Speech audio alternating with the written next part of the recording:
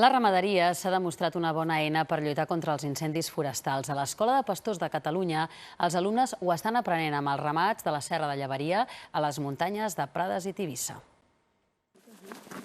Són alumnes de l'Escola de Pastors de Catalunya. Avui coneixen una explotació de cabres a Colldejou.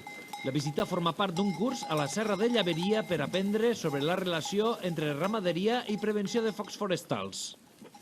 Quan surten a pasturar, aquestes cabres ajuden a prevenir incendis, però només ho fan a la part més pròxima al corral. I és que al pastor no li surt a compte portar-les més lluny. Però seria clau que sortissin a netejar tota aquesta part d'aquí al darrere, una àrea que ajudaria a aturar un futur incendi que podria haver entre la Serra de Llaveria i el mar.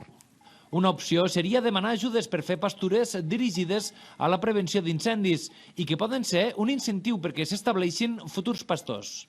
Hi ha molt pocs pastors i terreny cada vegada n'hi ha més, perquè conreus cada vegada n'hi ha menys.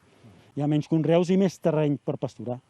Per això estic fent el curs, per entendre-ho, per fer les pràctiques, per conèixer-ho i doncs, a la llarga poder-me muntar el meu propi ramat.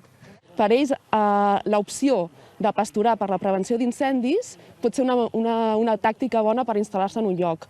I cada cop més tenim un problema, canvi climàtic, boscos que van creixent, i llavors la tasca que faran ells amb el seu ramat al final és molt important, no només perquè ells puguin fer viable la seva explotació, sinó també per la resta de la societat.